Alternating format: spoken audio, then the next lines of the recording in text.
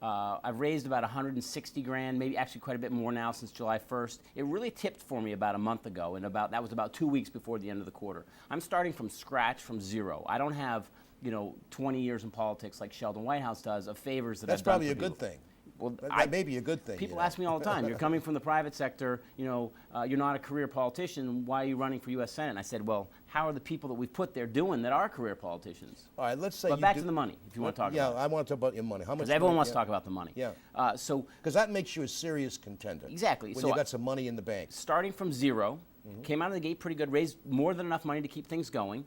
We had a goal of 20 fundraisers in Q3, which is July, August, and September. Generally slow months for fundraising because it's the summertime, right? People aren't as focused on politics, they're on vacation and stuff. We had a goal of 20 fundraisers for Q3. We've already booked 19, we've got 7 more waiting. We're probably going to hit 30 fundraisers before the end of September. So we should have a really great quarter. So you're going to have a great quarter, but still, how much do you think it's going to cost to be a United States Senator in the state of Rhode Island? Minimum $3 million. I think we can win with $3 million. I think we can really have a runaway victory with 5. He's going to spend more, but he doesn't have a good message. You always have to overfund a lousy message. What is the distinction? Now, Sheldon Whitehouse, he's been paying attention recently to his base. He's been back and forth to Washington, obviously. I saw him marching in the 4th of July parade.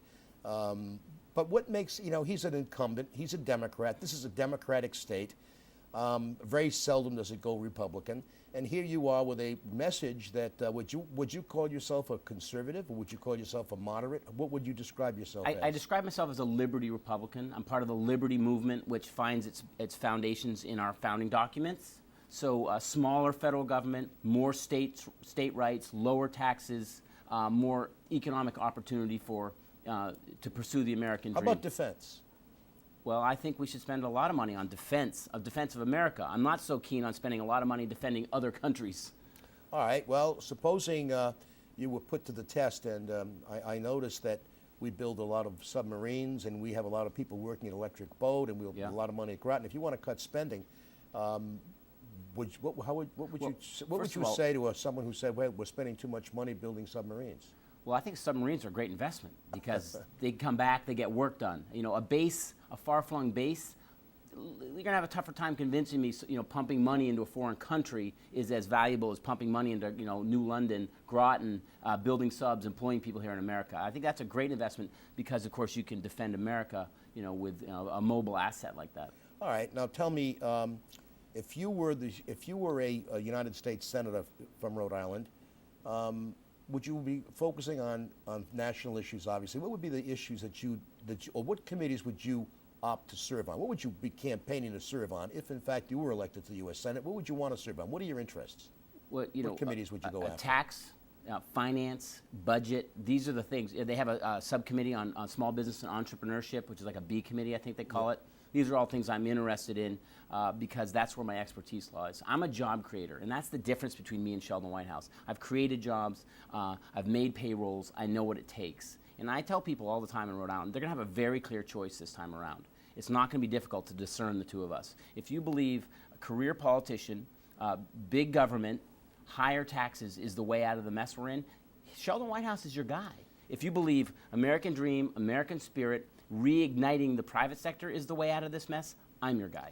What would you say if you were in Washington now and you were the United States Senate and all this debate is going on now of raising the debt ceiling? We have the Gang of 6, we have the bunch of 50, we have all kinds of different plans out there. Yeah. You've got the Republican Party, which is, is being split apart. But the Tea Party people, away from the mainstream Republicans, they're going to need Democratic votes to do what they want to do. Where would you be if you were Senator Hinckley in Washington? What will we hear from you concerning this crisis we're in? Well, first of all, it's very unfortunate that we're here.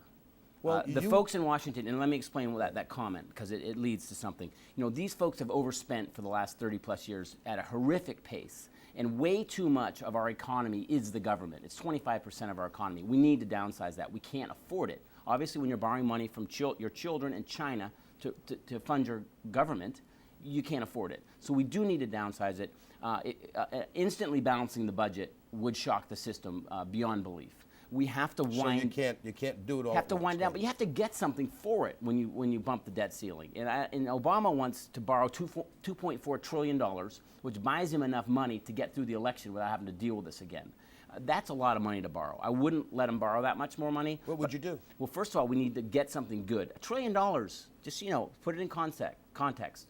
1 trillion seconds, right, is 32,000 years. Think about that.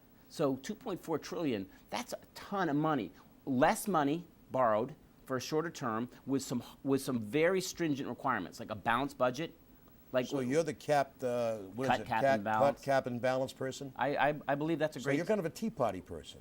I am a Liberty Republican, which believes that we need a government that we can afford. Imagine that, balancing the books. I mean, it's funny how that's become extreme. But you're even telling me that you can't balance the books overnight. How long do you think it's going to take under your plan to balance the budget?